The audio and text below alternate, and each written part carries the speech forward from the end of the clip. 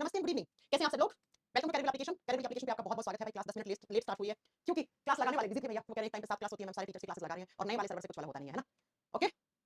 बहुत लंबी-लंबी सांसें ले रही हूँ मैं, बहुत लंबी-लंबी सांसें ले रही हूँ ना? आपसे ज़्यादा कुछ समझ आ रहा है, ठीक है? चलो, बहुत ब पानी पी लूँ मैं, 1 मिनट रुक जाओ, रुक जाओ। चलो, good evening and welcome to Career Application. Career Application की बायोलॉजी की क्लास में बहुत-बहुत स्वागत है। आज है सोमवार और सावन का सोमवार में मेरे चल रहे हैं व्रत थोड़े से। तो बेटा सावन के जो अभी 2 सोमवार और बचे हैं आई थिंक है ना? तो सोमवार को मेरी क्लास इवनिंग में हुआ करेगी, सुबह से पूजा-वूजा करती हूँ, तो थोड़ा बिजी रहती हूँ। सिर्फ सोमवार को क्लास इवनिंग में चलेगी, कोशिश करती हूँ। तो सुबह से मैं थोड़ी पूजा-वूजा बिजी रहती हूँ, फास्ट होता है और पूजा वाले इसलिए थोड़ा सा मतलब क्लास का टाइम यहाँ पे इवनिंग में हुआ और इवनिंग में भी 5-10 मिनट क्लास लेट स्टार्ट हुई है, उसमें मेरा कोई गलती नहीं है। मैं ईमानदारी के साथ कह सकती हूँ कि मैं 7 बजे से 15 मिनट पहले अपने स्टूडियो में आ गई थी और 15 मिनट से मैं ये सब लिख के रखी हूँ। लेकिन टेक्निकल टीम वाले बच्चे बिजी चल रहे हैं, उनका कहना है कि एक टाइम पे 7 क्लास थी, तो धीरे-धीरे नंबर आ रहा है, तो इसलिए मेरे को क्लास लगने में लेट हो गया, 10 मिनट लेट हो गया। एक बच्चा कह रहा है बेटा फिजिक्स का क्लास जल्दी स्टार्ट हो जाता है, तो बेटा शायद मेरी किस्मत खराब होगी, मेरे को टेक्निकल टीम वाला लड़का मिल रखा है, वो ज़्यादा रिस्पॉन्सिबल नहीं होगा, है ना? ऐसा हो सकता है बेटा। अब मैं उसमें क्या कर सकती हूँ, है ना? क्योंकि फिजिक्स वाले सुबह क्लास लेते हैं 8 बजे, तो शायद उस टाइम पे कोई क्लास नहीं होगी किसी की, लेकिन मेरे टाइम पे क्लास बहुत ज़्यादा हो जाती होंगी, तो हो जाता होगा। एक पता है ऐसी प्रॉब्लम कभी नहीं आती थी, लेकिन ये एक वीक से जब से नया सर्वर डला है ना, उसमें इतना ज़्यादा तामझाम करना होता है ना, इतना ज़्यादा तामझाम। पुराने वाला सर्वर होता है ना, तो सारी चीज़ें एकदम ऐसा हो जाता है, बढ़िया एकदम। मैं बहुत अच्छे से खुद से क्लास लगा लेती थी, मैं किसी लड़के को परेशान भी नहीं करती थी, लेकिन जब से ये पुराने वाला हुआ है ना, ये नया वाला सर्वर लगा है ना, बहुत परेशान कर रहा है मुझे। आइए, हम क्या पढ़ रहे थे? हम रेस्पिरेटरी सिस्टम श्वसन तंत्र पढ़ रहे थे और मैंने आपको फ्राइडे की क्लास में बताया था कि रेस्पिरेटरी सिस्टम में हम क्या पढ़ते हैं, रेस्पिरेशन का मतलब क्या होता है। मैंने आपको बताया था 5 मिनट में रिवाइज करवाती हूँ कि रेस्पिरेशन का मतलब होता है जो भी आप बाहर से एयर लेते हो, हवा लेते हो, उस हवा का हमारी नाक से एंटर करना, नाक से हवा प्रवेश करती है, हमारे फेफड़ों में पहुंचती है और फेफड़ों में हमारे ब्लड होता है, खून होता है और उस खून के अंदर ऑक्सीजन गैस का सॉल्युबल होना, उस ऑक्सीजन से ग्लूकोज का टूटना, टूटने के बाद कार्बन डाइऑक्साइड, वाटर और एनर्जी बनना, एनर्जी हमारे बॉडी में स्टोर हो जाती है ना? और बाकी की जितनी भी सारी गैसेस होती हैं वो हम जब सांस छोड़ते हैं तो वापस बाहर चली जाती हैं। ये होता है रेस्पिरेशन का मतलब, श्वसन का मतलब। उसके बाद मैंने आपको बताया था कि रेस्पिरेशन 2 प्रकार से होता है। एक होता है एरोबिक रेस्पिरेशन, एक होता है anaerobic respiration. Aerobic respiration just वो रेस्पिरेशन जो ऑक्सीजन की प्रेजेंस में हो, अनएरोबिक रेस्पिरेशन जो ऑक्सीजन की एब्सेंस में हो। ये सारा हमने आपको डिटेल में पढ़ाया था। उसके बाद मैंने पढ़ाया कि अलग-अलग जीवों के अंदर अलग-अलग रेस्पिरेटरी ऑर्गन पाए जाते हैं। जैसे मैंने कहा था, अब आप लोग बताओ मुझे मछलियों का रेस्पिरेटरी ऑर्गन क्या होता है? अगर आपसे पूछे कि जो मछली होती है वो कहां से सांस लेती है, उनका मेन रेस्पिरेटरी ऑर्गन क्या होता है? तो आप क्या करके आओगे? गिल्स करके आओगे। ये पूरा नहीं हुआ था बेटा, है ना? पूरा नहीं हुआ था क्योंकि ये सर्वर ना जैसे 1 घंटे क्लास तो 1 घंटे से ऊपर 1 मिनट होती है क्लास, ऑटोमेटिक स्टॉप कर देता है। तो शायद ये उस दिन स्टॉप हो गई थी ना। उसके बाद अगर आपसे पूछे जो क्रैब होते हैं, क्रैब का मतलब होता है बेटा केकड़ा, केकड़ा। और आपसे पूछे जो प्रोन होते हैं, प्रोन का मतलब होता है बेटा झींगा। झींगा और केकड़ा है, उनका रेस्पिरेटरी ऑर्गन क्या है? तब भी आपको आंसर करके आना है, इनमें भी गिल्स होते हैं। गिल्स का मतलब होता है हिंदी में गलफड़े। इनमें क्या होते हैं? गलफड़े होते हैं। इसके बाद मैंने आपको पिछली क्लास में बताया था कि जो केंचुआ होता है, केंचुआ अर्थवर्म जिसको हम क्या बोलते हैं? केंचुआ, किसान का दोस्त बोलते हैं। क्यों बोलते हैं किसान का दोस्त केंचुए को? आगे आपको पढ़ाएंगे। केंचुआ कहां से सांस लेता है? केंचुए का रेस्पिरेटरी ऑर्गन क्या है? स्किन, त्वचा है बच्चों। इसलिए अगर आपने सुना हो कि केंचुए की स्किन, केंचुए के ऊपर आप एक मुट्ठी नमक डाल दोगे, वो मर जाता है। ठीक है? उसके बाद आपको लिखना है कि जो कॉकरोच होता है, कॉकरोच को बोलते हैं हिंदी में तिलचट्टा, है ना? इस कॉकरोच का रेस्पिरेटरी ऑर्गन क्या है? मैंने कहा था इसमें ना फेफड़े होते हैं, ना गलफड़े होते हैं। इसके अंदर जो इसका विंड पाइप होता है, श्वास नली होता है। बच्चों याद रखना श्वास नली का नाम होता है ट्रैकिया। जैसे खाने वाली नली का नाम क्या होता है? ईसोफेगस। फूड पाइप को बोलते हैं ईसोफेगस। वैसे हमारे गले में जो सांस वाली नली होती है, उसको ट्रैकिया कहते हैं। तो जो कॉकरोच होता है, उसमें ट्रैकिया ही उसका मेन रेस्पिरेटरी ऑर्गन है। उसमें ना गलफड़े है, ना उसमें फेफड़ा है ना? और ये जो ट्रैकिया है, ये आगे चलकर ऐसे पतली-पतली ब्रांचेस में बढ़ जाती है, पतली-पतली शाखाओं में विभाजित हो जाती है। यही से इसी ट्रैकिया, इसी पाइप से एयर आती है, बाहर जाती है। किसमें? कॉकरोच में। तो इसको हम क्या बोलते हैं पतली-पतली ब्रांचेस को? इनको हम ट्रैकियोल्स भी कहते हैं। ट्रैकियोल्स। तो कभी-कभी एग्जाम में आता है क्या कि केंचुए का रेस्पिरेटरी ऑर्गन क्या है? तो वहां पर आपको ऑप्शन में हो सकता है ट्रैकियोल्स लिखा हुआ आ जाए या हो सकता है ट्रैकिया या विंड पाइप लिखा हुआ आ जाए, क्योंकि विंड पाइप श्वास नली का दूसरा नाम ट्रैकिया होता है। ठीक है? इसके बाद अगला सुनिए बच्चों, नेक्स्ट आपको सुनना है अगला किसके बारे में पूछा जाता है? अगला पूछता है कि जो स्नेक होते हैं, सांप होते हैं और जो छिपकली होती है, सांप और छिपकली, ठीक है? इनका रेस्पिरेटरी ऑर्गन क्या है? इनमें क्या होता है? इनमें फेफड़े होते हैं कि गलफड़े होते हैं? तो आपको क्या कहना है? इनमें लंग्स होते हैं, इनमें फेफड़े होते हैं, हमारी तरह एक जोड़ी फेफड़े होते हैं। इसके बाद आपसे पूछे जितने भी सारे बर्ड्स हैं, बर्ड्स का मतलब होता है पक्षी, जितने भी उड़ने वाले पक्षी हैं, तोता, मैना, चिड़िया, है ना, मोर, इन सब के अंदर हमारी तरह एक जोड़ी लंग्स होते हैं। इसका मतलब है इनका भी रेस्पिरेटरी ऑर्गन क्या है? इनका भी मुख्य श्वसनीय अंग क्या है? फेफड़ा है। इसके बाद जो अगला पूछता है, मैंने बताया था आपको पिछली क्लास में प्लांट्स भी सांस लेते हैं, प्लांट में भी रेस्पिरेशन होता है, पेड़ पौधों के अंदर भी श्वसन की प्रक्रिया होती है। तो आपसे एग्जाम में पूछता है प्लांट का रेस्पिरेटरी ऑर्गन क्या है? यानी कि पेड़ पौधे अपने किस हिस्से से एयर को लेते हैं और जो भी गैस ज्यादा होती है उसको बाहर छोड़ते हैं। तो आपको याद करना है क्या कि जो प्लांट्स होते हैं, जो पेड़ पौधे होते हैं, उनका रेस्पिरेटरी ऑर्गन बहुत ज्यादा एग्जाम में आता है, स्टोमाटा होता है। हिंदी में बोलते हैं वात रंध्र। हिंदी में क्या बोलते हैं? वात रंध्र। पता है ये स्टोमाटा कहां होता है? पेड़ के पत्ते होते हैं ना, इन पत्तों के ऊपर इस तरीके से छोटे-छोटे पोर होते हैं, छोटे-छोटे छेद होते हैं पेड़ के पत्ते के ऊपर, अगर आप पत्ते को ध्यान से देखोगे तो। और इन्हीं पोर को, इन्हीं छेद को क्या बोलते हैं? स्टोमाटा कहते हैं। इन्हीं को वात रंध्र कहते हैं। तो यहीं से गैस आती है प्लांट्स में, यहीं से बाहर जाती है। तो एग्जामिनर पूछता है कि प्लांट्स का मेन रेस्पिरेटरी ऑर्गन कौन है? पेड़ पौधों का मुख्य श्वसनीय अंग क्या है? तो आप क्या करके आओगे? स्टोमाटा। अच्छा, अगर एग्जामिनर पूछे स्टोमाटा कहां होता है? तो मैंने ये क्या बनाया है? ये लीफ बनाया है, पेड़ के पत्ता बनाया है। तो पत्ते के ऊपर स्टोमेटास होते हैं। चलिए आगे हम आपको बॉटनी में बहुत अच्छे से पढ़ाएंगे। अगला, अगर आपसे एग्जामिनर पूछे कि जो अमीबा होता है, अमीबा, बच्चों आप बचपन से पढ़ते आ रहे हैं, अमीबा एक कोशिकीय जीव होता है। सारे बच्चों ने पढ़ी है ये चीज कि amoeba is a unicellular organism. Amoeba एक कोशिकीय जीव है। अमीबा के शरीर के अंदर ऐसे एक ही सेल होती है, एक ही कोशिका होती है। ये एक ही सेल से मिलकर बना है, इसीलिए हम इसको यूनिसेलुलर या सिंगल सेलुलर ऑर्गेनिज्म कहते हैं, एक कोशिकीय जीव कहते हैं। क्योंकि बेटा अमीबा एक बैक्टीरिया होता है, जीवाणु होता है, तो जीवाणु आप सब जानते हैं लिविंग्स होते हैं, इसका मतलब अमीबा को भी रेस्पिरेशन करना पड़ता है। जी हां बेटा, अमीबा को भी रेस्पिरेशन करना पड़ता है। तो अमीबा कहां से रेस्पिरेशन करता है? तो बताना है अमीबा में एक ही सेल है, एक ही कोशिका है, यही इसका शरीर है बेटा। ये अमीबा की सेल है, इसको बॉडी बोलो आप। तो जो अमीबा होता है ना बेटा, वो इसी सेल से खाना खाता है, इसी से पचाता है, इसी से सांस लेता है, सब कुछ इसी से करता है, क्योंकि एक ही बेटा, एक ही है ना? तो याद रखना है आपको कि अमीबा के अंदर एक ही सेल होती है, तो इसीलिए हम लिखते हैं कि अमीबा अपना रेस्पिरेशन कहां से करता है? जनरल बॉडी सरफेस से करता है, अपनी बॉडी सरफेस। अब बॉडी का मतलब हमारी तरह बॉडी नहीं है अमीबा की, एक सेल है बस उसके अंदर। तो जो अमीबा होता है उसका मुख्य श्वसनीय अंग क्या होता है? सामान्य शरीर की सतह है, यानी कि अपने बॉडी में जो उसकी एक ही सेल है, इसी सेल से सांस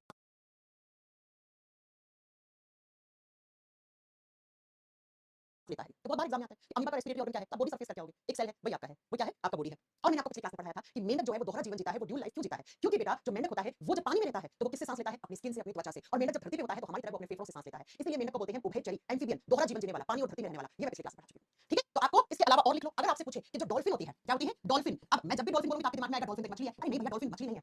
जरूरी नहीं है पानी में रहने वाला हर जीव मछली होगा। Dolphin is a mammal.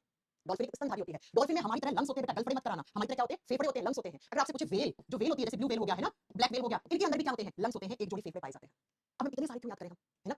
तो सुनिए जरा, इतने सारों में आपको कौन-कौन से याद रखने हैं? मेंढक का याद रखना पड़ेगा, अमीबा का याद रखना पड़ेगा, केंचुए का याद रखना पड़ेगा, मछली का और कॉकरोच का, क्योंकि इनके सबसे ज्यादा एग्जाम में प्रश्न आते हैं। मैम सभी के लिए ऑक्सीजन जरूरी होता है क्या? जी हाँ, मैंने ये जितने भी नाम लिखे ना, इन सबको जिंदा रहने के लिए ऑक्सीजन चाहिए। बस ये बात याद रखना, क्योंकि मछली पानी में रहती है और मछली जो होता है वो कौन सा ऑक्सीजन लेता है? मछली लेता है डिसॉल्व ऑक्सीजन। डिसॉल्व ऑक्सीजन कौन सा? पानी वाला। पानी का फॉर्मूला क्या होता है? H2O। तो मछली ये वाला O लेता है, ये वाला ऑक्सीजन लेता है बेटा, ये वाला ऑक्सीजन लेता है। ठीक है? दीप्ति बेटा पढ़ा देगी, डोंट वरी ना, दीप्ति मुखर्जी, डोंट वरी, देख लेगा बेटा। अब आप लोगों को अगर स्विमिंग नहीं आती, मैं आपको पानी में फेंक दूं, तब डूब के मर जाओगे। क्यों? क्योंकि हम लोगों में तो गिल्स तो है नहीं है, हम लोग तो डिसॉल्व ऑक्सीजन ले नहीं पाते हैं, हम तो हवा लेते हैं, और हवा वाला ऑक्सीजन किसके पास पहुंचना चाहिए? फेफड़े के पास। इसलिए इंसान मर जाता है पानी के अंदर डूब के। ठीक है? आगे बात समझ में? हाँ जी मैम। तो ये आपको रेस्पिरेटरी ऑर्गन याद रखने हैं, केचुए का और कॉकरोच का, अमीबा का, प्लांट्स का, ये सब एग्जाम में आ जाते हैं, एग्जाम में आता है, सब मैंने आपको वही बताया है। ठीक है? वही मैंने बताया है। चलो अब बात करते हैं, एक मिस लिया मैम, बैक्टीरिया कैसे सांस लेता है? बेटा जो एक सेल होता है ना, उसी सेल से, है ना? चलो मैम, ऐसे भी एनिमल्स होते हैं कि जो विदाउट ऑक्सीजन के जिंदा रहते हैं। बेटा ऐसा कोई एनिमल नहीं है, आज तक आपने मैंने नहीं पढ़ा। मैम आँख के बारे में पढ़ा दूंगा, किसको पढ़ाएंगे? आपकी स्ट्रक्चर, क्यों इतना परेशान हो रहे हो? चलिए, तो ये हो गया, आपको पता लगा रेस्पिरेशन क्या होता है, रेस्पिरेशन कितने प्रकार का होता है, और रेस्पिरेटरी ऑर्गन्स किस किस में क्या है। अगर मैं आपसे पूछूं कि हमारा मेन रेस्पिरेटरी ऑर्गन क्या होता है, तो आप सब क्या बोलोगे? मैम लंग्स होता है। और हमारा रेस्पिरेटरी सिस्टम कैसा दिखता है? तो कुछ ऐसा दिखता है बच्चों। ये सारे नाम आपको पता होना चाहिए, सब कुछ पता होना चाहिए इनके बारे में। ठीक है? आइए, अगर मैं आपसे पहला क्वेश्चन पूछूं कि हमारा रेस्पिरेटरी सिस्टम कौन से ऑर्गन से शुरू होता है? आप सांस कहां से लेते हैं? आप अपने मुंह से भी सांस लेते हैं, नाक से भी सांस लेते हैं, लेकिन ज्यादा मात्रा में एयर कहां से एंटर करती है? नाक से। इसलिए हम कहते हैं क्या कि respiratory system is started by nose. तो लिख दीजिए, लिख दीजिए क्या, human respiratory system is started by nose. मानव के श्वसन तंत्र की शुरुआत किससे होती है? नाक से हो जाती है। अब नाक के बारे में सब कुछ पढ़ना पड़ेगा, सब कुछ पढ़ना पड़ेगा बेटा आपको। लिख दीजिए, देखो मुंह से भी सांस लेके जिंदा रह सकते हैं, क्यों रह सकते हैं? 5 मिनट के बाद आपको समझ में आएगा, लेकिन ज्यादा मात्रा में हम एयर कहां से लेते हैं? नाक से लेते हैं। ठीक है? इसलिए अगर मैं किसी आप लोगों का ऐसे नाक बहुत देर के लिए बंद कर दूं, तो धीरे धीरे आपके बॉडी में ऑक्सीजन की कमी होना शुरू हो जाती है, आपको सांस फूट फूट के आना शुरू हो जाती है, क्योंकि पूरी की पूरी सांस मुंह से नहीं जा पाती है बेटा, पूरी नहीं जा पाती है। ठीक है? मैम डॉल्फिन फिश होती है क्या, जो इसके पास लंग्स होते हैं? बेटा डॉल्फिन फिश नहीं होती, मैंने कितनी बार पढ़ा है, जरूरी नहीं जो पानी होता है सिर्फ वही फिश होता है, डॉल्फिन इज मैमल। ठीक है? चलो आइए, श्वसन तंत्र की शुरुआत नाक से हो जाती है। हिंदी में लिखना, श्वसन तंत्र कहां से शुरू हो जाता है बेटा? श्वसन तंत्र शुरू हो जाता है आपकी नोज से, नाक से। अब इस नाक की स्ट्रक्चर पढ़नी है हमें, तो एक नंबर दे देंगे हम नोज, नंबर 1 पे लिख देंगे हम नोज। अब देखो यहाँ पर जितने भी नाम है ना इस डायग्राम में, ये सारे नाम आपको आने चाहिए, इनके काम आने चाहिए, बस एग्जामिनर यही से पूछता है। कोई नया क्वेश्चन नहीं बनेगा, कोई नया क्वेश्चन नहीं बनेगा, जितना मैं आपको बताऊंगी बस वही से क्वेश्चन बनेगा। तो सबसे पहला ये रहा आपका नाक। नाक में क्या होता है आप खुद से देखो, नाक की स्ट्रक्चर पढ़ते हैं तो नाक में ये दो दरवाजे बेटा, ये देखो इन्हीं से एयर आती है, आधी इधर से जा रही है, आधी इधर से जा रही है, और इन दरवाजों को बोलते हैं इंग्लिश में नॉस्ट्रिल्स। इंग्लिश में क्या बोलते हैं? नॉस्ट्रिल्स। हिंदी में बोलते हैं नासा द्वार। तो जो अपने नाक के जो द्वार होते हैं, जो दरवाजे होते हैं, इनको क्या कहा जाता है? इन्हें नॉस्ट्रिल्स कहा जाता है। और ये नॉस्ट्रिल्स कितने हैं? 2 हैं बेटा। हिंदी में बोलते हैं नासा द्वार, और इन्हीं द्वार से क्या होता है? इन्हीं द्वार से लंबी से सांस लो, क्या लिया आपने? एयर लिया, सांस छोड़ो तो बाकी की सारी गैसेस यहीं से छोड़ते हो। तो कहने का मतलब है इस नॉस्ट्रिल से ही क्या आती है? एयर इन होती है, हवा अंदर आती है। हवा क्या होती है? अंदर आती है। और इसी नॉस्ट्रिल से क्या होता है? आपकी जितनी भी सारी गैसेस, जिन गैसेस की जरूरत हमारे शरीर के अंदर नहीं है, वो सारी गैसेस कहां जाती हैं? आउट हो जाती हैं। तो यहीं से क्या जाती हैं? गैसेस, जिसमें CO2 सबसे ज्यादा मेन होता है, वो क्या हो जाती है? आउट हो जाती है, बाहर हो जाती है। यानी कि मैम जब हम सांस लेते हैं तो हवा जहां से प्रवेश करती है नाक के उस हिस्से को नॉस्ट्रिल्स कहते हैं, और जब हम सांस छोड़ते हैं तो क्या होता है बेटा? सांस छोड़ते हैं तो वो गैसेस CO2 बाहर निकलती है इसी नॉस्ट्रिल से। मैं एक डाउट खत्म कर दूं प्रिया वर्मा का, मैम डॉल्फिन ऑक्सीजन लेने के बाद, हां डॉल्फिन देखा नहीं आपने पानी के अंदर छलांग क्यों मारती है? क्योंकि डॉल्फिन बाहर आके ऑक्सीजन लेती है, क्योंकि डॉल्फिन के पास लंग्स हैं। डॉल्फिन एंड व्हेल फिश होती है, वो पानी के अंदर कभी नहीं रहती हैं। आप वीडियोस देखो YouTube पे, डॉल्फिन पानी से बाहर आती है, इसलिए तो लोग ना डॉल्फिन देखने जाते हैं। इसमें दुबई गई थी तो मैंने डॉल्फिन देखी वहां पे, डॉल्फिन आ रही थी वापस आ रही थी, आ रही थी वापस आ रही थी। इस शो का नाम डॉल्फिन शो था, है ना? क्योंकि डॉल्फिन जो होती है उसके पास डिज्नी होते हैं, उसके पास क्या होते हैं? लंग्स, तो बाहर आके हमारी तरह एयर लेके वापस पानी के अंदर जाती है। ठीक है? ये बात याद रखना। चलो आइए, तो नाक के जो द्वार है उससे एयर एंटर करती है, गैसेस बाहर होती हैं। नेक्स्ट पॉइंट, अच्छा इस नाक के अंदर वाले हिस्से में, ये वाला हिस्सा, इसे बोलते हैं नेजल कैविटी। नाक की गुहा जो खाली पड़ा है, कैविटी का मतलब हमेशा खाली हिस्सा। ठीक है? तो लिखेंगे नाक के द्वार होते हैं, उसके अंदर की तरफ क्या होती है? नेजल कैविटी होती है, और हिंदी में बोलते हैं नाक गुहा। जो भी हिस्सा खाली पड़ा होता है हमारी बॉडी में उसको हम कैविटी कहते हैं। देखो खाली पड़ा हुआ, इसको नेजल कैविटी कहते हैं। ठीक है? आप समझ रहे हैं क्या कि इस नेजल कैविटी में क्या क्या है? आप खुद से बताइए। इस नेजल कैविटी में सबसे पहले आपको पता होना चाहिए, इस नेजल कैविटी में नाक के बाल, नेजल हेयर से क्या है? नेजल हेयर से नाक के बाल है बेटा, है ना? नाक के बाल, जी हाँ। अब ये नाक के बाल क्या करते हैं? अच्छा कभी कभी इन नाक के बालों को सीलिया नाम भी दे देते हैं। वैसे पता है सीलिया पूरे के पूरे रेस्पिरेटरी सिस्टम में ऐसी छोटी छोटी हेयर जैसी स्ट्रक्चर होती है, उनको सीलिया कहते हैं, लेकिन कभी कभार इनको सीलिया का नाम भी दे देते हैं। तो हमारी जो नाक के बाल है, आपने कभी सोचा है कि क्यों है? नाक के बालों का काम क्या होता है? जो भी आपने बाहर से एयर ली है उस हवा को फिल्टर करना। बच्चा आप धूल मिट्टी वाले एरिया में जाते हैं तो हवा में धूल मिट्टी होती है, और वो धूल मिट्टी के बड़े बड़े जो पार्टिकल्स होते हैं वो हमारे नाक के बालों के अंदर फंस के रह जाते हैं, जिसकी वजह से आपको छींकें आने लग जाती है ना? धूल मिट्टी वाले एरिया में जाते हो, धुआं कहीं से निकल रहा है, वहां जाते हो तो आपको छींकें आना शुरू हो जाती है, नाक से पानी बहना शुरू हो जाता है। तो बच्चों आपको याद रखना है कि हमारे जो नाक के बाल होते हैं ना, नेजल हेयर्स होते हैं ना, ये बेटा फिल्ट्रेशन का काम करते हैं। फिल्ट्रेशन किसका? फिल्ट्रेशन, ये छानने का काम करते हैं। किसको छानते हैं बेटा? आपको बताना, ये फिल्टर करते हैं हवा को, एयर को, हवा को छानते हैं। और उस हवा में अगर डस्ट पार्टिकल्स हुए, बड़े बड़े डस्ट पार्टिकल्स, धूल के बड़े बड़े, धूल मिट्टी के बड़े बड़े कण, तो वो नाक के बाल अपने तक रख लेते हैं, उसे अंदर नहीं जाने देते हैं। अगर वो धूल मिट्टी के पार्टिकल्स अंदर गए तो गले में प्रॉब्लम, आपके फेफड़ों में इंफेक्शन हो जाएगा। तो पहला काम नाक के बालों ने क्या करा? नाक के बालों ने पहला काम करा आपकी हवा को छानने का। अगर उस हवा में धूल मिट्टी है तो उसको हटा देंगे, बड़े बड़े हटा देते हैं, छोटी मोटी धूल मिट्टी चली जाती है। ठीक है? नेक्स्ट सुनो, धूल को रोकने का काम करते हैं, कुछ लिख सकते हो, फिल्ट्रेशन का काम करते हैं, नेचुरल फिल्टर है। कुछ लोग नाक के बाल को काटते रहते हैं, काय को काट रहे हो भैया? भगवान ने दिया तो समझ के दिया होगा ना, है ना? नेक्स्ट सुनो, ये नाक के बाल दूसरा क्या क्या काम करते हैं? एयर को डायरेक्शन देते हैं बेटा, ये हवा को दिशा देते हैं। हाँ जी, एयर को डायरेक्शन देते हैं। ये कहते हैं हवा तुम यहाँ वहां मत भटको, सीधा नीचे की तरफ जाओ, पहले यहाँ से पीछे की तरफ जाओ। तो दूसरा काम क्या? तो आप क्या बताओगे बेटा? दूसरा काम ये हवा को डायरेक्शन देने का काम करते हैं। अब तीसरा सुनो, आपकी नाक में पहला क्या था? नाक के द्वार थे, नाक के द्वार 2 थे, फिर नाक के अंदर जो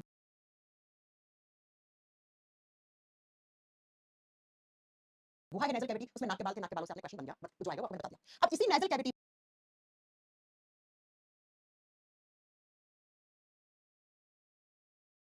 में आपकी नाक से पानी बहता रहता है। नाक हमेशा अंदर से गीली होती है, कभी आपने सोचा वो गीली क्यों होती है? अभी मैं आपको बताती हूँ। पहली बात सुनो, सुनो कि नाक का जो पानी होता है उसको आप बोलते हो नेजल वाटर। नाक के पानी को इंग्लिश में नेजल वाटर, या बच्चों क्या बोलते हैं इसको? इसको म्यूकस कहते हैं। तो हमारी नाक में जो एक चिपचिपा पदार्थ है उसे हम म्यूकस कहते हैं, उसे हम श्लेष्मा कहते हैं। तो नाक का पानी जो चिपचिपा होता है क्योंकि उसके अंदर म्यूकस मिला हुआ होता है, श्लेष्मा मिला हुआ होता है, और जिसकी वजह से ये जो नाक का पानी या म्यूकस पता है क्या करता है? ये हवा को गीला करता है, हवा को वेट करने का काम करता है, गीला कर देता है, ताकि हवा यहाँ वहां डिस्ट्रैक्ट ना हो और सीधा आपके फेफड़ों में जाए और ज्यादा मात्रा में हवा जाए। क्योंकि बेटा जितनी ज्यादा एयर जाएगी उतनी ज्यादा ऑक्सीजन हमारी बॉडी में जाएगी। तो नाक के पानी का काम क्या होता है? इस नेजल वाटर का, इस नेजल म्यूकस का काम क्या होता है? ये म्यूकस एयर को गीला कर देता है, वेटिंग कर देता है, एयर को गीला करने का काम करता है बेटा। ठीक है?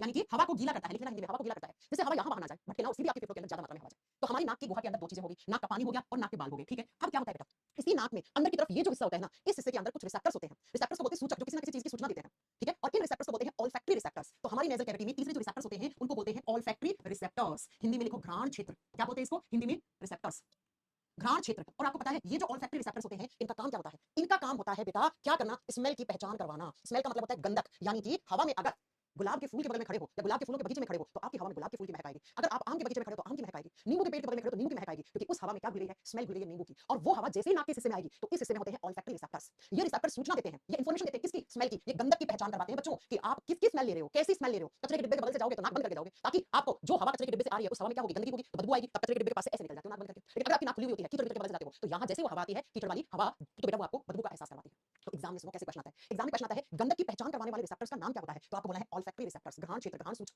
ये मैसेज पहुंचाते हैं ब्रेन के पास, ब्रेन बताता है भैया इसकी स्मेल है, ठीक है। तो इस हिस्से पे स्मेल महसूस होती है आपको, इसलिए बार-बार गंदी स्मेल आती है तो नाक बंद करते हो, अच्छी स्मेल आती है तो बढ़िया से आप और अच्छे से लंबी सांस लेते हो। तो एग्जाम में पूछता है ऑल्फैक्टरी रिसेप्टर्स, आप बताना बच्चों क्या आंसर होगा। तीन तरीके से क्वेश्चन मिलेगा यहाँ से। पहला, स्मेल की गंधक की पहचान करवाने वाले सूचक या रिसेप्टर्स कौन से होते हैं? आंसर ये होगा। दूसरा पूछेगा ऑल्फैक्टरी रिसेप्टर्स कौन से ऑर्गन में होते हैं, ठीक है। कौन से ऑर्गन में होते हैं? तो क्या है? नाक में होते हैं। ऑल्फैक्टरी रिसेप्टर्स किस सिस्टम का हिस्सा है? तो बेटा नाक के सिस्टम का हिस्सा है, रेस्पिरेटरी सिस्टम का। तो आंसर क्या हो जाएगा? रेस्पिरेटरी सिस्टम यानी कि श्वसन तंत्र। करेक्ट है मेरी बात? आई मेरी बात समझ में? तो इस हिस्से को बोलते हैं नॉस्ट्रिल्स, इसे बोलते हैं नेजल कैविटी, नाक के बालों को नेजल हेयर्स, नाक से जो पानी निकलता है वो म्यूकस, और इस हिस्से में होते हैं आपके ऑल्फैक्टरी रिसेप्टर्स जो स्मेल की पहचान करवाते हैं। तो हवा आई नाक से पीछे की तरफ गई। अब आप इस फोटो में देखो नाक के बाद हवा कहां जाती है। आइए जरा आपको बहुत ध्यान से समझाते हैं कि अब नाक के बाद हवा जाएगी कहां। तो ये आपकी नाक थी, यहां से हवा आ गई, ठीक है। अब ये हवा जाती है, याद देखो इसको नेजल कैविटी दिखा रखा है, क्यों? क्योंकि इस हिस्से में ये कैविटी खाली है ना, ये तो होता है नेजल कैविटी। ये नाक की हड्डी होती है, ये वाली खेली तो सिस्टम पढ़ाएंगे, यहां पे फालतू दिखा रखा है। अब ये हवा गई इस पीछे वाले हिस्से में यहां पर, और पता है इस हिस्से को क्या बोलते हैं? इसको बोलते हैं फेरिंक्स। इस हिस्से को बोलते हैं फेरिंक्स। तो लिखिए नाक के बाद दूसरा जो रेस्पिरेटरी सिस्टम का हिस्सा है, दूसरा ऑर्गन, नोज के बाद अब एयर जाती है बच्चों फेरिंक्स में। फेरिंक्स, फेरिंक्स को हिंदी में कहा जाता है ग्रसनी। ग्रास नली का मतलब देना, ग्रसनी। अब ये फेरिंक्स क्या होता है? बहुत अच्छे से मैं आज आपको दो चार क्वेश्चन के आंसर करने वाली हूं। सुनिए जरा, क्या ये फेरिंक्स क्या होता है? अब पहले मैं आपको बना के समझाती हूं। मान लो बच्चों कि ये आपका नाक है, नाक ऊपर होता है, ये आपका मुंह है, ठीक है। और ऐसे करके ये आपका शरीर है, ठीक है।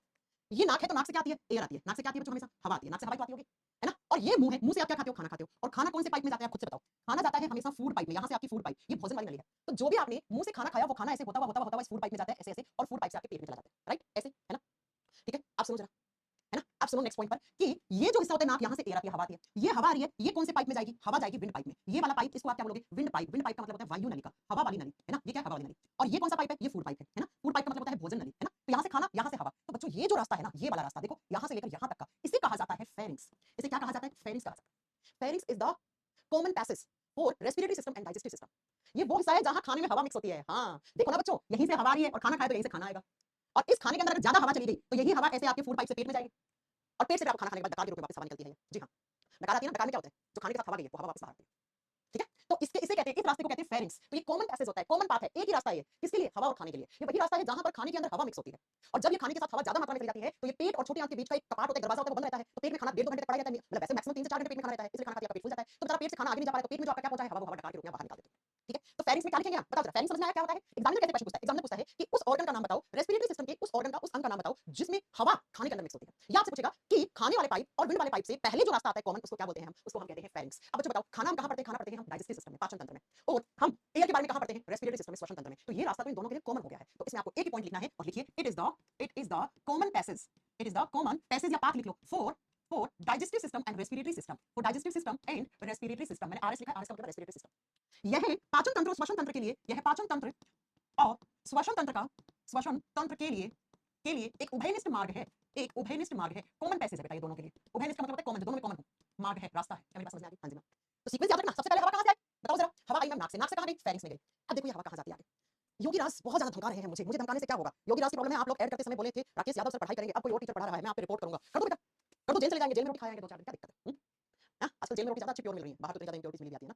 चलो, तुम्हें लगता है कि इसका सॉल्यूशन मेरे पास होगा? हाँ होता तो मैं बेटा इतनी सुनती नहीं आपकी। चलिए सुनिए, अब फेरिंक्स से हवा कहां जाती है वो देखो इस फोटो में। ये नाक से ये फेरिंक्स था, देखिए ये फेरिंक्स। अब ये हवा आती है नीचे की तरफ इस वाले हिस्से में, और पता है इस हिस्से को क्या कहते हैं? इसे कहते हैं लैरिंक्स। और लैरिंक्स क्या होता है? Voice box. अभी मैं बोल रही हूं तो ये जो आवाज जहां से बन रही है मेरी, उसी आवाज को आप लैरिंक्स कहते हो। आम भाषा में आप लोग कंठ बोल देते हो कि कंठों से आवाज निकल रही है, लेकिन करेक्ट सेंटेंस होना चाहिए कि हमारे रेस्पिरेटरी सिस्टम वाले रास्ते पर फेरिंक्स से जस्ट नीचे की तरफ हमारा साउंड बॉक्स होता है, हमारा आवाज बनाने वाला बॉक्स होता है, उस बॉक्स को हम लैरिंक्स कहते हैं। तो अब हवा पता है कहां गुजरेगी? इस फेरिंक्स से हवा जाएगी लैरिंक्स में। इसमें जाएगी लैरिंक्स। लैरिंक्स को हिंदी में लैरिंक्स ही बोलेंगे बच्चा। ये लैरिंक्स क्या है? लैरिंक्स को ये बोलते हैं साउंड बॉक्स। जी हाँ, ये ध्वनि वाला बॉक्स है, ध्वनि यंत्र है। मूवीज देखने जाते हो तो आता है ना, मेरा नाम मुकेश है और मुकेश नहीं सॉरी मैं मुकेश की वाइफ हूँ, एक आता है ना, ये मुकेश बगल में लेटा हुआ होता है, उसका यहाँ से ऑपरेशन हुआ होता है, वो सिर्फ ऐसे पड़ा हुआ होता है, बोल नहीं पाता है, और उसकी बीवी बोलती है बगल में कि ये मेरे पति है, मुकेश नाम है इनका, और ये बहुत गुटखा तंबाकू सिगरेट पीते थे, है ना, जिसकी वजह से इनको क्या हो गया था, ये वाला कैंसर, गले वाला कैंसर हो गया था। डॉक्टर से इसकी जान बचाने के लिए, कैंसर आगे ना फैले, तो डॉक्टर ने इनका वॉइस बॉक्स निकाल दिया, इनका साउंड बॉक्स निकाल दिया, अब ये कभी नहीं बोल पाएंगे। देखा है आपने, तो बेटा वो क्या निकालता है डॉक्टर, लैरिंक्स निकालता है। इसी को बोलते हो आप साउंड बॉक्स या वॉइस बॉक्स, जहां से आपकी वॉइस जनरेट हो रही है। अब इस लैरिंक्स में होता क्या है, कैसे आवाज बनती है, सुनो, ये इस तरीके का एक बॉक्स होता है, ऐसा बॉक्स होता है बेटा, जैसा आप सोच रहे हो वैसा बॉक्स नहीं होता है, ऐसा। और इस बॉक्स के अंदर क्या होती है, इस बॉक्स के अंदर ऐसे पतली पतली मेम्ब्रेन जैसी, मैं तो बहुत मोटा बना रही हूँ क्योंकि इससे कम मार्केट में आपको दिखेगा नहीं, लेकिन बहुत पतली पतली मेम्ब्रेन्स होती है इसके अंदर, बहुत पतली पतली झिल्लियां होती है इसके अंदर। और ये जो मेम्ब्रेन्स होती है, झिल्ली होती है, इनको नाम देते हैं वोकल कॉर्ड्स। क्या नाम देते हैं, वोकल कॉर्ड्स, और हिंदी में बोलते हैं स्वर रज्जु। और जैसे ही हवा, अरे हवा तो आएगी ना, ये हवा का एक तो रास्ता है, नाक से जो हवा गई है वो फेरिंक्स, फेरिंक्स से इस लैरिंक्स में आएगी, लैरिंक्स आपका वॉइस बॉक्स है ये वाला, तो जैसे यहाँ से हवा गुजरेगी इस लैरिंक्स से, तो पता है क्या होगा, ये वोकल कॉर्ड्स क्या होंगी, वाइब्रेट होंगी, इनके अंदर वाइब्रेशन पैदा होगा, इनके अंदर कंपकपी पैदा होगी, और इसी वाइब्रेशन से क्या बनेगी, आपकी साउंड बनेगी, ध्वनि बनेगी। आई बात समझ में? तो अभी मैं बोल रही हूँ, तो जो मेरी बोल भी रही हूँ, मैं सांस भी ले रही हूँ, ऐसा कोई सेकंड होता है जब सांस नहीं लेते हैं, ऐसा कोई मिनट होता है जब सांस नहीं लेते हैं, तो मैं अभी सांस भी ले रही हूँ, मैं बोल भी रही हूँ, तो क्या होगा, मेरी नाक से जो हवा जा रही है वो हवा मेरे वॉइस बॉक्स लैरिंक्स में गई, तो लैरिंक्स में जैसे हवा गई तो लैरिंक्स के अंदर ऐसे वोकल कॉर्ड्स है, और वो वोकल कॉर्ड्स ऐसे वाइब्रेट हो रही है बेटा, और इनकी वाइब्रेशन से एक साउंड बनती है, एक आवाज बनती है। उसी आवाज को शब्दों में, वर्ड्स में कौन कन्वर्ट करता है जी, लेकिन क्या बोलना है, किस लैंग्वेज में बोलना है, कौन सा स्टेटमेंट बोलना है, वो कौन बताता है, आपका ब्रेन, आपका मस्तिष्क, आपका दिमाग बोलता है। इसलिए किसी इंसान का दिमाग खराब हो जाता है तो कुछ भी बोलता है, किसी को भी गाली देके मान सकता है ना। आई बात समझ में? तो इन वोकल कॉर्ड्स में क्या होता है, हवा से ये वाइब्रेट करती है, इनमें वाइब्रेशन पैदा होता है बेटा, वाइब्रेशन का मतलब होता है कंपकपी पैदा होती है, और जिससे साउंड जनरेट होती है, जिससे ध्वनि बनती है। तो इसी बॉक्स को आप क्या कहते हो, ये पूरा बॉक्स है यहाँ से लेकर यहाँ तक, इसी को हम क्या कहते हैं, ह्यूमन साउंड बॉक्स, हमारा आवाज बनाने वाला बॉक्स है, और इसका नाम क्या है, इसका नाम है लैरिंक्स। क्या मेरी बात समझ में आई? क्लास सही चल रही है ना, क्योंकि कमेंट्स नहीं आ रहे बेटा आप लोगों के, अब मैं छेड़ नहीं रही, मुझे इस नए वाले सर्वर पे काम करना नहीं आता है। आई बात समझ में? ठीक है, अब बच्चों सुनो, लड़कों की आवाज में गहरापन होता है, लड़कियों की आवाज मधुर होती है, कोयल जैसी। अब लड़के कहेंगे क्या लड़कों की आवाज मधुर नहीं होती है, लड़कों की आवाज में मधुरता होती है, लेकिन वो कौवे जैसी होती है ना, लेकिन लड़कियों की आवाज एकदम मीठी कोयल जैसी क्यों होती है, आइए जरा बताते हैं। बच्चों आपने देखा होगा लड़कों की आवाज बहुत दबी हुई गहरी होती है, डीपनेस होती है, आवाज भारी होती है, लड़कों की आवाज गहरी और भारी दोनों होती है, लड़कियों की आवाज पतली और थोड़ी देर के बाद चुभने वाली आवाज होती है। क्यों? क्योंकि सुनो जरा, आपने फिजिक्स में पढ़ा होगा ये कांसेप्ट है ना, वोकल कॉर्ड्स जो होती हैं, ये जो स्वर रज्जु होती हैं, इनकी लंबाई डिसाइड करती है, इनकी लेंथ डिसाइड करती है कि आवाज पतली होगी कि आवाज भारी यानी मोटी होगी। तो जब बात करते हैं वोकल कॉर्ड्स का, तो बॉयज में, लड़कों में, आप लिखिए ना मेल में या बॉय जैसा भी लिखना है, लड़कों में ये जो वोकल कॉर्ड्स होती है इसकी लंबाई 20 mm होती है, और जिसकी वजह से जो लड़कों की साउंड होती है वो हैवी होती है। हैवी का मतलब आवाज में भारीपन होता है लड़कों की आवाज में, और जब वोकल कॉर्ड्स की लंबाई ज्यादा होती है तो साउंड की जो पिच होती है वो लो होती है बेटा। तो लड़कों की आवाज की पिच कम है, आपने फिजिक्स में पढ़ा होगा। और जो लड़कियां होती हैं, जो गर्ल्स होती हैं या जो फीमेल्स होती हैं, लड़कियों की जब बात करते हो आप, तो लड़कियों में इस वोकल कॉर्ड की जो लेंथ होती है वो 12 से 14 mm होती है, जिसकी वजह से लड़कियों की आवाज सिरिल हो जाती है, सिरिल का मतलब मधुर है ना, या पतली हो जाती है, जबकि लड़कियों की आवाज की जो पिच होती है वो हाई रहती है बेटा। आपके घर में एक लड़का एक लड़की है, लड़के को बोलोगे मम्मी को आवाज है, लड़का लड़की की जो आवाज है बस वो कमरे या कमरे से बाहर वाले हिस्से तक जाएगी। लड़की को बोलो जोर से आवाज है ना मम्मी, लड़की की आवाज 3 पड़ोसियों के घर तक चली जाएगी, पिच हाई होती है। जब दो महिलाएं लड़ रही होती हैं तो बेटा कान गूंजना शुरू हो जाते हैं, जबकि दो आदमी लड़ रहे होते हैं तो इतना ज्यादा कानों में जोर नहीं पड़ता है। तो आपसे एग्जामिनर कैसे क्वेश्चन पूछता है कि जो लड़कियां और लड़कों की जो वोकल कॉर्ड्स होती है, वोकल कॉर्ड्स की लंबाई किसमें ज्यादा होती है, तो लड़कों में वोकल कॉर्ड्स की लंबाई ज्यादा होती है, देखो इतनी ज्यादा है ना, जबकि लड़कियों की वोकल कॉर्ड्स की लंबाई होती है वो कम होती है। जब वोकल कॉर्ड्स ज्यादा लंबी है तो बेटा उसकी आवाज में भारीपन आता है और पिच लो होती है, और जो लड़कियों की जो वोकल कॉर्ड्स होती है उसकी लंबाई कम होती है, लड़कों की तुलना में कम है, तो लड़की की आवाज मधुर पतली हो जाती है, और जो पिच होती है वो हाई रहती है ना। अब ऐसा नहीं है कि लड़कों की आवाज सुंदर नहीं होती, अच्छी नहीं होती है, भैया लड़कों की आवाज सुंदर नहीं होती तो देखो ना इतने बड़े-बड़े सिंगर, जैसे बहुत सारे हैं आप लोग किसको सुनते हैं मुझे नहीं पता, जैसे सोनू निगम हो गए बहुत अच्छे, प्रीतम प्रीतम करके प्रीतम दा लगाते हैं अपने आगे, वो कितने अच्छे सिंगर हैं, है ना, और आतिफ असलम कितनी प्यारी आवाज है, हालांकि वो पाकिस्तानी है तो मैं गाना सुनना बंद कर दिया उनका, लेकिन एक टाइम पे जब चलते थे तो बहुत चलते थे, और भी बहुत सारे हैं, है ना, देखोगे आपने ये आपके इतने कौन से अजीत अजीत अजीत सिंगर नाम भूल रही हूँ, वो भी कितने अच्छे गाने गाते हैं। तो सुनिए ये वाला कॉन्सेप्ट एग्जाम में आता है, आपको याद रखना है। तो लड़कों की आवाज में भारीपन का कारण, पहला कारण आपको पता लग गया वो ये है। अब दूसरा कारण सुनो, आपने देखा कि एक बच्चा है आपके घर में, उसकी उम्र 13-14 साल है, अभी उसकी प्यूबर्टी जस्ट शुरू हुई है, किशोरावस्था शुरू हुई है, तो उस लड़के के कंठ में यहाँ पे उभरा हुआ हिस्सा दिखेगा आपको बहुत सारा, है ना, बाहर निकला हुआ हिस्सा दिखता है यहाँ पे इस हिस्से में, लड़कों में नहीं होता है। क्यों? क्योंकि लड़कों का ये लैरिंक्स होता है, इसके बाहर एक स्ट्रक्चर और होती है, सब लड़कों में होती है, पहले मैं समझा रही हूं, फिर सुन लेना। लड़कों के वॉइस बॉक्स के बाहर की तरफ एक कार्टिलेज की स्ट्रक्चर होती है, कार्टिलेज का मतलब होता है क्या, उपास्थि, और इस स्ट्रक्चर को बोलते हैं एडम्स एप्पल, ये सिर्फ मेल बॉडी में होता है बेटा, ये जो मैंने ग्रीन कलर से बनाया है ना, ये क्या होता है, ये एडम्स एप्पल होता है। अब हिंदी मीडियम वाले बच्चों तुम लोग एडम का सेव मत कर देना, बस एडम्स एप्पल हिंदी में आता है। इसकी एडम्स एप्पल जो होता है वो होता क्या है, लड़कों के अंदर बॉयज में ये जो वॉइस बॉक्स होता है उसके बाहर की तरफ एक कार्टिलेज उपास्थि की बनी हुई स्ट्रक्चर होती है, उसको एडम्स एप्पल कहते हैं, और ये एडम्स एप्पल सिर्फ किसमें होता है, बॉयज में होता है बेटा, लिख लेना, या मेल बॉडी में प्रेजेंट होता है, ठीक है, ये सिर्फ लड़कों में या नर शरीर में पाया जाता है। एक कारण ये होता है लड़कों की आवाज में भारीपन देने का, ये भी लड़कों की आवाज में डीपनेस डालता है, डीपनेस का मतलब होता है भारीपन। अरे आपके घर में जब एक छोटा बच्चा होता है जो 10-11 साल का होता है लड़का, उस लड़के की आवाज लड़की जैसी होती है, छोटा बच्चा होता है ना 10-11 साल तक लड़का, लड़की की आवाज लगभग एक जैसी होती है, लेकिन जैसे वो लड़का 12-13 साल का होता है उसकी प्यूबर्टी शुरू होती है, तो ये एडम्स एप्पल बढ़ना शुरू कर देता है, इसका साइज इंक्रीज हो जाता है, उभर जाता है उसका बाहर वाला हिस्सा, और अब उस लड़के की आवाज भारी होना शुरू हो जाती है। तो लड़कियां जब अचानक से देखती है ना कि उनके भाई को दाढ़ी मूंछ आना शुरू हो गई है ना, और अचानक से आप देखते हो भाई की आवाज में एकदम सॉलिड हो गई है, भाई की आवाज में भारीपन आ गया है, तो वो किसकी वजह से, वो इसी एडम्स एप्पल की वजह से होता है। तो एग्जाम में क्वेश्चन पूछ सकता है एडम्स एप्पल क्या होता है, कहां होता है, किसमें होता है, किसमें नहीं होता है, काम क्या होता है, एग्जाम में पूछ सकता है। ह्यूमन वॉइस बॉक्स का नाम क्या है, ह्यूमन वॉइस बॉक्स में जो वोकल कॉर्ड्स होती है उसकी लंबाई ज्यादा किसमें होती है, लड़कों में होती है, लड़कियों में होती है, किसकी साउंड की पिच हाई होती है, किसकी साउंड की पिच लो होती है, सारे क्वेश्चन आपसे एग्जाम में पूछता है। आप सुनो जरा मेरी बात, ये जो वॉइस बॉक्स है, इस वॉइस बॉक्स में अगर आप लोग तंबाकू खाते हैं तो सुनिए, तंबाकू आपने खाई तो मुंह से खाई, लेकिन तंबाकू के अंदर का जो तार था, मैंने कहा था मुंह और विंड पाइप दोनों के बीच का जो कॉमन पैसेज है उसको आप क्या बोलते हो, फेरिंक्स बोलते हो। मैं मानती हूं आपने यहां से तंबाकू खाया, लेकिन यहां से तंबाकू खाया, यहां से हवा लिया आपने, तो ये हवा ऐसे आ रही है, तंबाकू के अंदर जितना भी तार था वो तार ऐसे आ रहा है, और ये तार कहां चला गया, फेरिंक्स में चला गया, यानी हवा में चला गया, ये तार हवा वाले पाइप में चला गया, तो ये हवा वाले पाइप से यहां आएगा, इस हिस्से में आएगा लैरिंक्स में, और ये तार जब इस वॉइस बॉक्स के अंदर बहुत ज्यादा जम जाता है, बहुत ज्यादा खतरनाक टॉक्सिक तार जम गया है, जो तंबाकू बीड़ी सिगरेट पीने के धुएं सब में होता है, तो धीरे धीरे ये तार आपकी वोकल कॉर्ड्स के अंदर इंफेक्शन कर देता है, और धीरे धीरे करके वो तार कैंसर तक कर देता है। आप डॉक्टर के पास जाते हैं तो डॉक्टर कहता है देखिए आपके वॉइस बॉक्स में कैंसर है, अगर आप जिंदा रहना चाहते हैं तो आपको वॉइस बॉक्स निकालना पड़ेगा, नहीं तो ये कैंसर आगे से आगे चलता जाएगा, फेफड़े तक पहुंच जाएगा ये कैंसर। ठीक है, वही वो ऐड आता है मूवीज देखने से पहले। तो ये जो वॉइस बॉक्स है लैरिंग्स, ये कौन सी पाइप पे है आप बताओ? विंड पाइप पे है, ये देखो ना ट्रैकिया, ये वॉइस बॉक्स कौन से पाइप पे है? ट्रैकिया पे है। तो लिख लेना, फूड पाइप पे नहीं होता है वॉइस बॉक्स, कभी लिख लो, ठीक है? तो लिखो लैरिंग्स, नॉट आप लिख देना, लैरिंग्स is attached on trachea, on trachea, और ट्रैकिया के ब्रैकेट में लिख दो विंड पाइप। मनुष्य का ध्वनि यंत्र श्वास नली के ऊपर चिपका होता है या लगा होता है? लिख दो मनुष्य का ध्वनि यंत्र या ध्वनि बॉक्स, जो भी आप लिख रहे हो बेटा, साउंड बॉक्स कुछ भी लिख रहे हो, श्वास नली से चिपका होता है, श्वास नली से चिपका होता है, से चिपका होता है। याद कर लोगे? ठीक है। जैसे हमारी वॉइस बॉक्स का नाम क्या है? लैरिंग्स। वैसे ही बच्चा जो बर्ड्स होते हैं, पक्षी होते हैं, पक्षी क्या करते हैं? जैसे चिड़िया, चिड़िया ची ची ची ची करती रहती है, तो बेटा जो बर्ड्स होते हैं उनके भी वॉइस बॉक्स का नाम है। जैसे ह्यूमन वॉइस बॉक्स का नाम क्या है बताओ? लैरिंग्स। वैसे जो चिड़िया होती है उनके वॉइस बॉक्स का नाम होता है सिरिंक्स, SYRNX, इसको बोलते हैं सिरिंक्स। तो आपसे पूछेगा सिरिंक्स वॉइस बॉक्स किसके वॉइस बॉक्स का नाम है? तो चिड़िया ऑप्शन में हो तो चिड़िया का नाम है ना, और बर्ड्स हो तो बर्ड्स का क्या नाम, और सिरिंक्स का जो वॉइस बॉक्स होता है उसमें चे चे पे पे इनकी आवाज आती है, कुकू गुरु गुरु है ना, या चे चे पे पे इन सब की आवाज आती है। तो सिरिंक्स किनका वॉइस बॉक्स होता है? आप बताओगे सिरिंक्स होता है आपके बर्ड्स या चिड़िया या पक्षियों का। तो एक नंबर पे हमने नोट्स पढ़ा, दो नंबर पे हमने फेरिंग्स पढ़ा, तीन नंबर पे हमारा वॉइस बॉक्स कौन सा? लैरिंग्स पढ़ा। अब 4 नंबर पे हम कल की क्लास में पढ़ेंगे, कल हम 1 से 2 में पढ़ाएंगे आपको। 4 नंबर पे हम पढ़ेंगे डिटेल में ट्रैकिया के बारे में। बस 2 क्लास में चैप्टर खत्म हो जाएगा बेटा, ठीक है? 4 नंबर पे हम क्या पढ़ेंगे? ट्रैकिया के बारे में। ट्रैकिया, ट्रैकिया क्या होता है? Wind pipe. अब मुझे आप लोगों के कमेंट्स नहीं दिख रहे हैं बिकॉज़ मुझे नहीं पता क्या प्रॉब्लम हुई है कमेंट्स में, तो मुझे ये उम्मीद है कि मैंने लास्ट तक पढ़ाया, तब तक सही चलिए क्लास।